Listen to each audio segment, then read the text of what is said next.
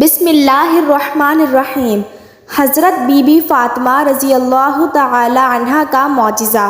عرب کی عورتیں حضرت بی بی فاطمہ رضی اللہ عنہ کو بہت ہی غریب سمجھتی تھی، کیونکہ ہر وقت بی بی فاطمہ سادگی میں رہتی تھیں۔ اس لیے عرب کی عورتیں بی بی فاطمہ کو بہت ہی غریب سمجھتی تھیں۔ وہ یہ سمجھتی تھیں کہ پاک بی بی کے پاس کچھ بھی نہیں ہے۔ حضرت بی بی فاطمہ رضی اللہ عنہا کی سخاوت کی باتیں وہاں کچھ عورتیں کرنے لگیں۔ ان عورتوں میں سے ایک منافق عورت بولی کہ میں نہیں مانتی کہ بنت رسول اللہ کے پاس کوئی معجزہ ہے یا کوئی دولت ہے، وہ ہر وقت سادگی میں رہتی ہیں۔ اس بات کو جاننے کے لیے وہ عورت حضرت بی بی فاطمہ رضی اللہ تعالی عنہا کے گھر پہنچی تو آپ نے دروازہ کھولا، اس عورت کو اندر بلایا، گھر میں بٹھایا تو وہ عورت بولی، اے بنت رسول اللہ، آپ کی سخاوت کے چرچے سر عام ہو رہے ہیں، آج میں بھی چاہوں گی کہ آپ مجھے بھی کچھ دکھائیں۔ حضرت بی بی فاطمہ رضی اللہ عنہا فرمانے لگیں کہ اللہ تبارک و تعالی نے ہر انسان کو وہ عطا کیا ہے جو اس کے لیے بہتر ہے۔ پاک بی بی فرمانے لگیں، اے عورت، وہ نعمتیں دیکھو جو اللہ تبارک و تعالی نے تمہیں جسم کی صورت میں عطا کی ہیں، ان نعمتوں کے آگے دنیا کی دولت کچھ بھی نہیں ہے۔ وہ عورت حضرت بی بی فاطمہ رضی اللہ عنہا کی باتوں پہ ہنسنے لگی اور کہنے لگی کہ میں آپ کے گھر پہ دولت دیکھنے آئی ہوں کہ آپ کے پاس کتنی دولت ہے۔ وہ عورت کہنے لگی کہ آپ مجھے کچھ بھی معجزہ یا دولت دکھا دیں تو میں مان جاؤں گی کہ آپ کے والد اللہ کے رسول ہیں اور آپ کا خاندان سچا ہے۔ حضرت بی بی فاطمہ رضی اللہ عنہا نے فرمایا کہ وہاں پہ میرا مصلی رکھا ہے جس پر میں نماز پڑھتی ہوں، اس کو ہٹا کر دیکھو، تمہیں تمہاری مراد مل جائے گی۔ وہ عورت جیسے ہی بی بی فاطمہ کے حجرے میں پہنچی اور اس نے مصلی ہٹایا، وہ عورت کیا دیکھتی ہے کہ مصلی کے نیچے بہت ہی لاتعداد خزانہ پڑا ہوا ہے، ہیرے جواہرات اور کافی سارا سونا تھا، جو وہ دیکھ کر حیران ہو گئی۔ وہ جیسے ہی جواہرات نکالتی رہی، خزانہ ویسے کے ویسا ہی رہا۔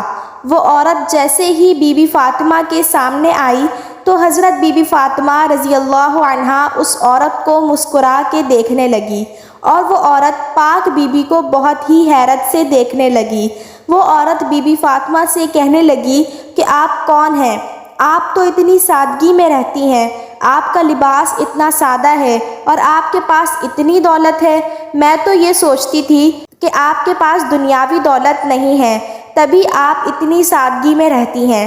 حضرت بی بی فاطمہ رضی اللہ تعالی عنہا فرمانے لگیں کہ اللہ تبارک و تعالی نے دنیا کے تمام خزانے ہم اہل بیت کے قدموں میں رکھ دیے ہیں، اور اللہ کی مرضی یہ ہے کہ ہم سادگی میں رہیں تاکہ کوئی بھی شخص سادگی اختیار کرنے میں شرم نہ کرے۔ حضرت بی بی فاطمہ رضی اللہ تعالی عنہا فرمانے لگیں کہ اس دنیاوی دولت کا تو آخرت میں سخت حساب دینا پڑے گا۔ جیسے ہی اس عورت نے آپ کا اخلاق اور معجزہ دیکھا تو وہ قدموں میں گر پڑی۔ وہ عورت رو کر کہنے لگی کہ اے بنت رسول اللہ، مجھے معاف کر دیجئے، آپ کے والد اللہ کے رسول ہیں، میں اس بات کو تسلیم کرتی ہوں کہ آپ کا گھر اور آپ اللہ کے بہت قریب ہیں، اور آج میں بھی اسلام قبول کرتی ہوں۔ سلام ہو حضرت بی بی فاطمہ الزہرا رضی اللہ تعالی عنہا کی سخاوت پر، جس کو کفار بھی دیکھ کر مسلمان ہو جاتے تھے۔ سبحان اللہ۔ حضرت بی بی فاطمہ رضی اللہ عنہا کے پاس جو کچھ بھی تھا وہ آپ نے اللہ تبارک و تعالی کی راہ میں دے دیا اور اپنے پاس کچھ بھی نہ رکھا۔ حضرت بی بی فاطمہ رضی اللہ عنہا گھر کے سارے کام اپنے ہاتھوں سے کیا کرتی تھیں، گھر میں بچوں کی پرورش بھی کرتی تھیں اور سارا دن چکی میں آٹا پیسا کرتی تھیں۔ ہر وقت بی بی فاطمہ سادگی میں رہتی تھیں۔ ایک عورت حضرت بی بی فاطمہ رضی اللہ تعالی عنہا کے پاس آئی اور کہنے لگی، اے بنت رسول اللہ، میرے 3 سوال ہیں۔ پہلا یہ کہ کوئی ایسا عمل ہے جس سے انسان کے سارے گناہ معاف ہو جائیں، اور دوسرا سوال، اللہ تبارک و تعالیٰ کے نزدیک سب سے افضل کون سا گھر ہے؟ اور تیسرا سوال یہ ہے کہ انسان اور جنت کے درمیان کتنا فاصلہ ہے؟ یہ بات سن کر حضرت بی بی فاطمہ رضی اللہ عنہا فرمانے لگیں کہ میں نے اپنے ابا حضور صلی اللہ علیہ وسلم سے سنا ہے کہ اپنے والدین کی خدمت کرنا ایک ایسا عمل ہے، اللہ تبارک و تعالیٰ انسان کے گناہ ایسے معاف کر دیتا ہے جیسے آگ لکڑی کو ختم کر دیتی ہے، اور ایسے معاف کر دیتا ہے جیسے آگ لکڑی کو ختم کرتی ہے۔ اور تمہارا دوسرا سوال تھا کہ اللہ تبارک و تعالیٰ کے نزدیک کون سا گھر زیادہ افضل ہے؟ جس گھر میں عورتوں کا پردہ جتنا افضل ہوگا، اللہ کے نزدیک اس گھر کا مقام بھی افضل ہوگا۔ میں نے اپنے ابا حضور سرکار دو عالم صلی اللہ علیہ وسلم سے سنا ہے کہ جیسے جواہرات کے لیے صندوق ضروری ہے، ویسے ہی عورت کے لیے پردہ بھی ضروری ہے۔ اور تمہارا تیسرا سوال یہ تھا کہ انسان اور جنت کے درمیان کتنا فاصلہ ہے؟ میں نے اپنے ابا حضور صلی اللہ علیہ وسلم سے سنا ہے کہ انسان اور جنت کے درمیان ایک قدم کا فاصلہ ہے۔ تو وہ عورت کہنے لگی کہ اے بنت رسول اللہ صلی اللہ علیہ وسلم، یہ کیسے ممکن ہے؟ تو اس کی بات سن کر حضرت بی بی فاطمہ رضی اللہ عنہا نے فرمایا، اے عورت، تو اپنا ایک قدم اپنے نفس اور خواہشات پر رکھ اور تمہارا دوسرا قدم جنت میں ہوگا۔ سبحان اللہ!